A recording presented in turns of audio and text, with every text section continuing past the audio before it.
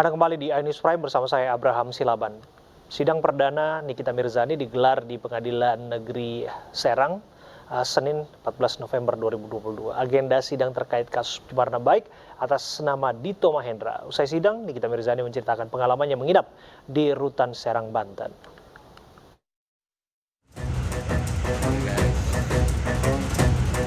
Sidang perdana Niki Mirzani digelar di Pengadilan Negeri Serang siang ini. Rencananya, sidang terkait kasus pencemaran nama baik atas nama Dito Mahendra tersebut dilakukan secara online. Kini diselenggarakan secara offline karena permintaan terdakwa. Agenda sidang perdana Nikita meminta identitas terdakwa, pengecekan surat kuasa hukum terdakwa, dan jika diperlukan dilakukan proses pembacaan dakwaan terhadap terdakwa di persidangan. Dalam dakwaan alternatif, disebutkan bahwa saksi Melisa menjadi follower akun di media sosial terdakwa Nikita Mirzani, melihat gambar Dito Mahendra telah diedit dan diunggah oleh terdakwa, dan bahwa akibat perbuatan itu, terdakwa saksi Dito Mahendra mengalami kerugian material Rp17.500.000. Nah, ini yang paling di sini saja, ini jelas 17 juta, ini yang saya tanyakan tadi. Yang mulia, saya mau bertanya yang mulia. Ini ada angka 17.500.000, apakah benar ataukah salah ketik? Apakah ini 17 miliar mungkin? Ternyata 17.500.000. Inilah kehebohannya ya. Sangat heboh, luar biasa sekali, dan Anda mohon mengikuti prosesnya. Satu, yang kedua, diakui di dalam dakwaan ini bahwa Niki hanya memposting tulisan untuk menghimbau. Ternyata ada kasus itu benar. Saya sudah baca BAP-nya di berkas perkara. Memang ada seseorang yang melaporkan pelapor. Dan itu ada di berkas. Artinya apa semua yang disampaikan oleh Niki dibenarkan oleh jaksa. Setelah menjalani sidang perdana, Nikita Mirzani menceritakan kondisinya selama dalam Rutan Serang, Banten. Dirinya sempat mengalami sakit pada bagian tulang punggung. Namun selama masa tahanan, Nikita mendapatkan pengobatan dan terapi atas sakit yang dideritanya. Nikita juga mengucapkan terima kasih kepada pihak Rutan Serang yang sudah banyak membantu dirinya dalam masa tahanan. Dirinya berharap proses sidang berjalan lancar sesuai aturan hukum yang berlaku. Karena tidurnya kan pakai matras gitu, dan TV, tapi kan memang harus menyesuaikan sama tahanan yang lain. Jadi karena mungkin terlalu lama, jadi karena Niki kan juga punya skolosis kan, tulang yang agak bengkok gitu, jadi emang agak nyeri. Kadang-kadang kalau kambuh emang sakit, harusnya kan memang terapi setiap 1 minggu sekali.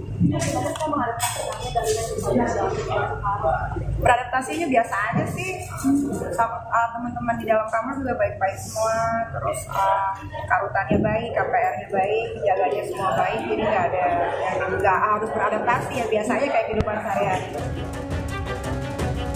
Sebelumnya kasus pelanggaran UU ITE dan pencemaran nama baik yang menyeret selebriti Nikita Mirzani memasuki babak baru.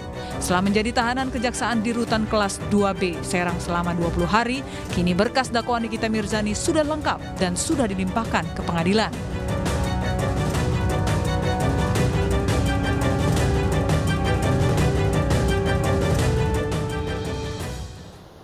Majelis Hakim Pengadilan Negeri Tangerang, Banten menjatuhkan vonis 10 tahun penjara dan denda 5 miliar rupiah terhadap Indra Kents.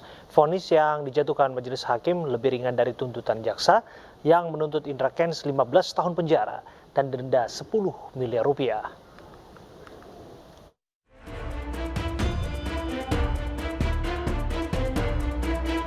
Menjatuhkan pidana terhadap terdakwa Indra Kusuma alias Indra Kents oleh KPK dengan pidana penjara selama 10 tahun serta denda sebesar 5 miliar dengan ketentuan apabila denda tersebut tidak dibayar diganti dengan pidana kurungan selama 10 bulan. Indra Kusuma alias Indra Kents divonis 10 tahun penjara dan denda sebesar 5 miliar rupiah subsidi 10 bulan penjara oleh Majelis Hakim Pengadilan Negeri Tangerang, Banten. Indra Kents dinilai terbukti bersalah melakukan penipuan berkedok perdagangan opsi biner melalui aplikasi Binomo serta pencucian uang. Majelis Hakim juga menolak pledoi atau nota pembelaan yang disampaikan Indra Kents. Vonis yang dijatuhkan Majelis Hakim ini lebih ringan dari tuntutan jaksa yang menuntut Indra Kents 15 tahun penjara dan denda sebesar 10 miliar rupiah subsidi 1 tahun penjara.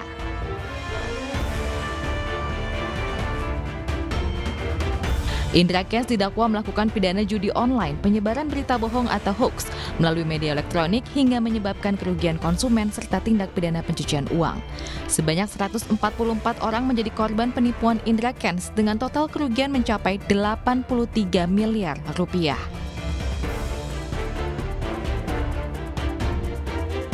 Berbagai aset Indra Kents mulai dari kendaraan mewah hingga sejumlah rumah yang terdapat di berbagai wilayah pun disita. Total aset yang disita mencapai 67 miliar rupiah.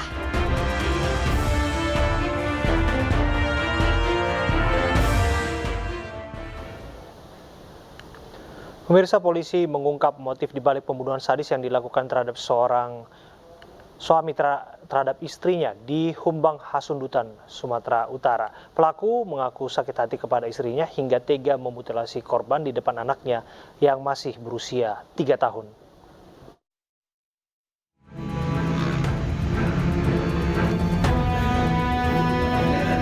Satuan Reserse Kriminal Polres Humbang Hasundutan, Sumatera Utara mengungkap motif dibalik pembunuhan keji Harapan Munte terhadap istrinya, Nurma Borus Tumorang. Kepada petugas, pelaku mengaku sakit hati kepada istrinya. Namun polisi belum bisa menyimpulkan sakit hati yang dimaksud Harapan. Pasalnya, keterangan pelaku berubah-ubah. Pelaku sakit hati saat korban menyebutnya sebagai orang gila di depan calon istrinya yang kedua. Di kesempatan lain, pelaku juga mengaku sakit hati karena istrinya berselingkuh. Polisi juga mengungkap fakta lain jika pelaku pernah menjalani perawatan di rumah sakit jiwa pada 2004 silam. Pelaku bahkan mengaku membunuh istrinya di depan anak angkat mereka yang masih berusia 3 tahun. Pembunuhan dengan cara mutilasi itu dikarenakan motif sakit hati dari istri. Jadi begitu alasan-alasan yang lain kita belum menemukan. Jadi kita berdasarkan keterangan dari tersangka, saksi-saksi, baik dari keluarga, tetangga dan petunjuk. Sebelumnya, warga Dusun Lumbang Sionang, Desa Pasar Ibu, Kabupaten Humbang Hasundutan, Sumatera Utara, geger dengan penemuan potongan tubuh yang terbakar di belakang rumah pasangan suami istri Harapan Munte dan Nurma Borus Tumorang. Peristiwa pertama kali diketahui seorang warga yang melihat Harapan Munte membawa karung berisi potongan tubuh dan membakarnya di belakang rumahnya. Warga kemudian melaporkannya ke pihak berwajib. Satreskrim Polres Humbang Hasundutan yang datang ke lokasi kejadian kemudian mendobrak rumah pelaku dan membekuknya saat bersembunyi di kamar. Petugas kemudian menemukan potongan tubuh lainnya termasuk yang di dalam panci yang merupakan jasad istri pelaku.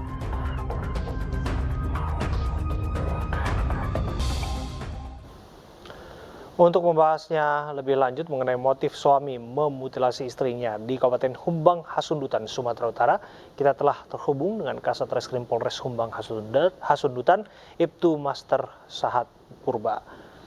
Selamat malam, Pak Sahat. Selamat malam, Abraham.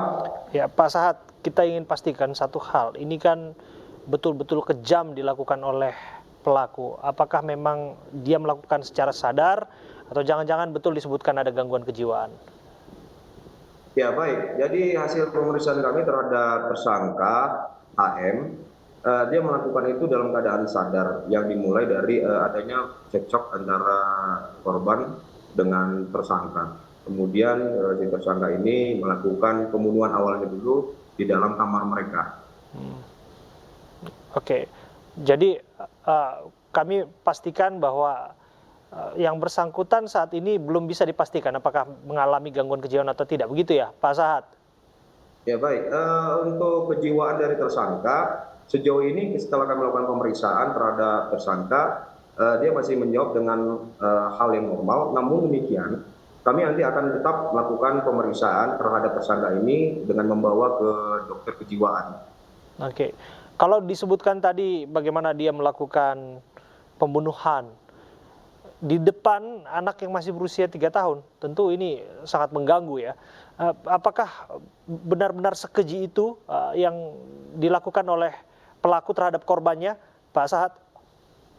Ya, benar sekali Pak Bram. Jadi tersangka ini melakukan pembunuhan awalnya itu terhadap korban istrinya itu di dalam kamar, kamar mereka itu yang disaksikan juga anaknya yang berusia 3,5 tahun. Kemudian dia melakukan mutilasi dengan memotong-motong mulai dari kepala, tangan sampai ke kaki. Oke, bisa dijelaskan kembali Apakah memang semata-mata hanya karena sakit hati sempat menyebutkan pelaku menjadi orang dalam gangguan jiwa, atau ada persoalan lain di balik ini semua? Ya baik, jadi berdasarkan keterangan tersangka dan ada beberapa petunjuk serta keterangan saksi, motifnya adalah si tersangka ini sakit hati terhadap istri ataupun korban. Ada perlakuan dan beberapa kali si korban ini berkata kasar dan memperlakukan tidak wajar sebagai suami. Itu yang berdasarkan keterangan dari tersangka yang kami BAP. Oke. Dan itu bisa dipastikan mengenai perilaku kejahatan ini dilakukan oleh seorang diri ya, oleh tersangka ya, Pak Sahat? Ya benar sekali Pak Bram. Jadi untuk pelaku atau tersangka atau yang melakukan dugaan tindak pidana pembunuhan ini dilakukan oleh satu orang, yaitu suami korban sendiri yang berinisial AM. Artinya masuknya pembunuhan berencana? Ya, kami menerapkan pasal dugaan tindak pidana pembunuhan berencana setelah kami melakukan gelar perkara tentunya. Terima kasih Ibtu Sahat, Kasat Reskrim Polres Humbang Hasundutan sudah memberikan informasi kepada kami di iNews Prime. Pemirsa, jelang puncak acara KTT G20, sejumlah kepala negara dan pemimpin lembaga dunia sudah tiba di Bali. Informasinya saat lagi untuk Anda.